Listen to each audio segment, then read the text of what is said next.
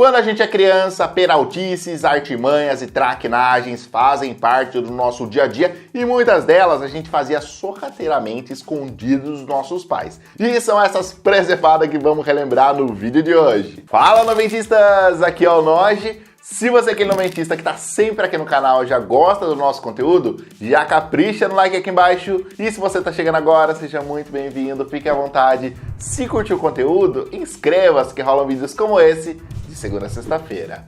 Combinado? Então bora pro vídeo! Numa época em que quase todo mundo tinha telefone fixo em casa, muitas empresas inventaram um jeito de fazer uma bela grana. Foi aí que os caras criaram os serviços de 0900. Que tal uma boa orientação?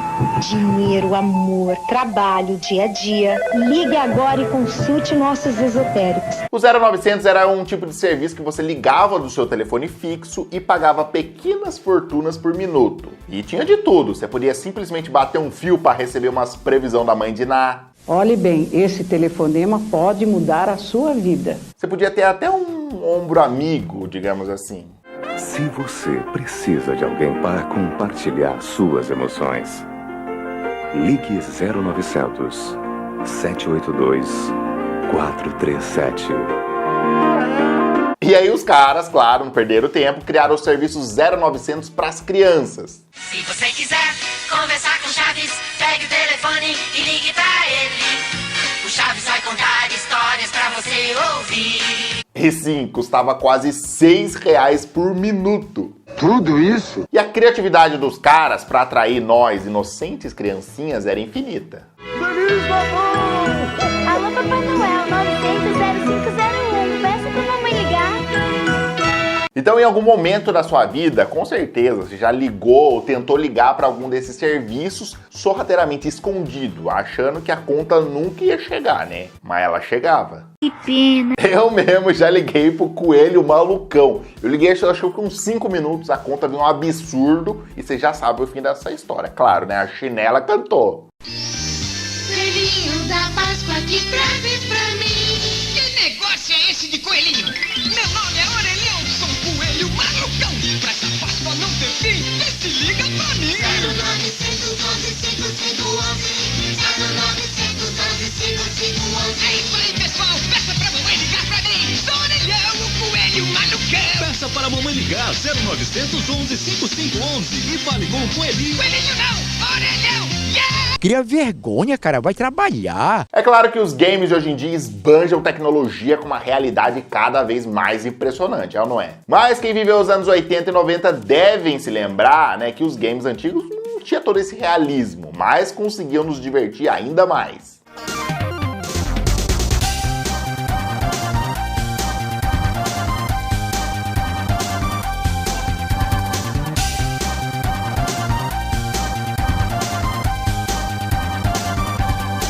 Mas nem todos os jogos eram facilmente liberados, autorizados pelos nossos pais, digamos assim.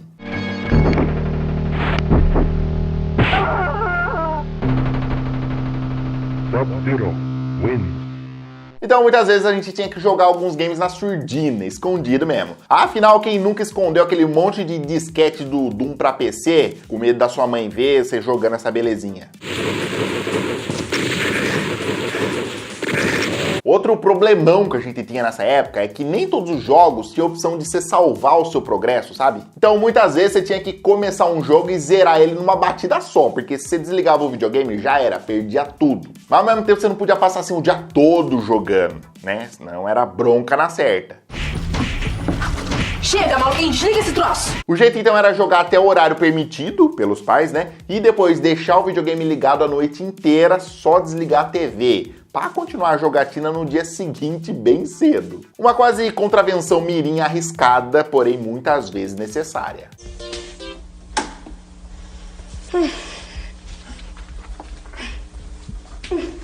Olha aí, ó, este elemento cara de pau. Outra peripécia típica de uma criança sem medo das consequências era surrupiar a manga alheia.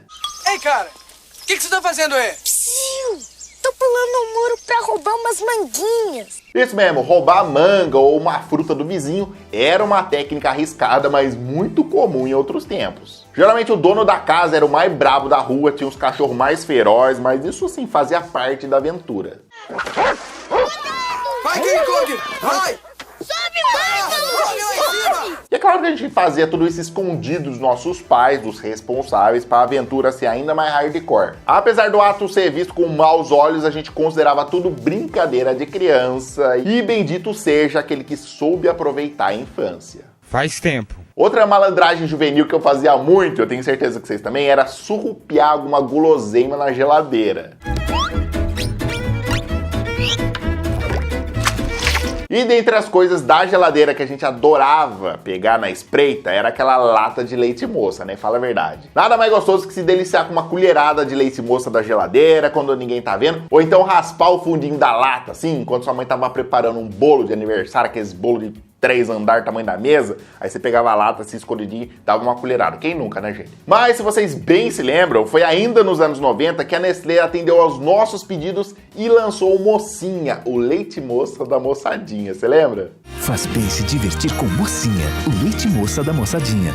O Mocinha foi uma das melhores guloseimas da infância. Dava pra levar na mochila, colocar na lancheira pra levar pra escola e o melhor de tudo, a gente podia degustar essa maravilha sem ser escondido dos pais, né? E vocês querem saber da boa nova? O Mocinha tá de volta, agora todo repaginado, bonitão e com um novo nome, Moça Mini. A volta dessa belezinha faz parte da comemoração dos 100 anos da Nestlé e da marca Moça no Brasil, então eles decidiram nos presentear com essa grata surpresa, já que esse era um dos produtos mais pedidos pela galera nos canais de atendimento. Muito obrigado, muito obrigado. E o que eu achei legal dessa versão, dessa embalagem, é que dá pra você se deliciar agora e guardar pra depois. Você fecha aqui, ó, só guardar. E continua nos sabores clássicos, original chocolate e morango. E sabe o melhor de tudo? Os caras mantiveram a receita original, tá igualzinho. Então, ó, bora provar?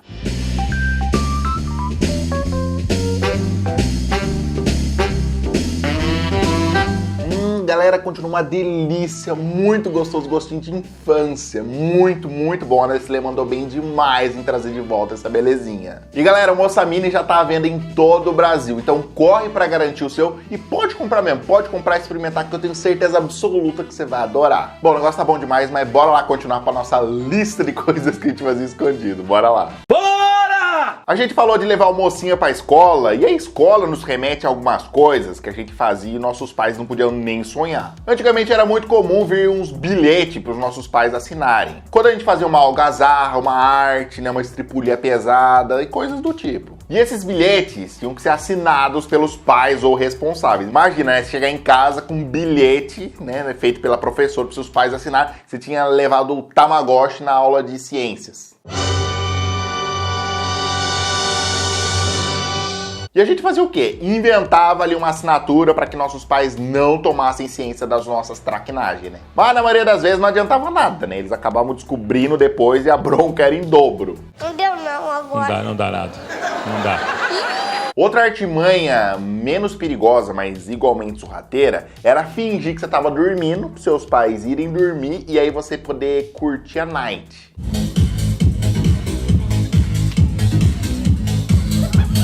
Não, isso não tô falando de curtir balada, não, é algo muito mais revolucionário. Acessar a internet de escada depois da meia-noite para pagar um pulso só.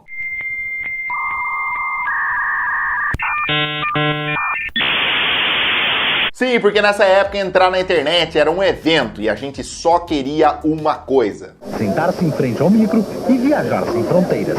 Mas esse evento só podia acontecer depois da meia-noite, né, pra pagar um pulso, ou então no sábado depois das 2 ou domingo o dia todo. O problema é que se conectar no final de semana ocupava a linha de telefone e as nossas mães já ficavam veneno com isso. Até agora, quando o usuário da internet se plugava na rede mundial de computadores, havia um problema. A linha telefônica ficava bloqueada. Então o jeito era ficar na surdina mesmo, depois da meia-noite, acessar a web naquele 386 amarelado, como se não houvesse amanhã. O problema é que a internet vivia caindo, né? E aí tinha que ficar reconectando. E para reconectar era aquela barulheira de novo que acordava a vizinhança inteira.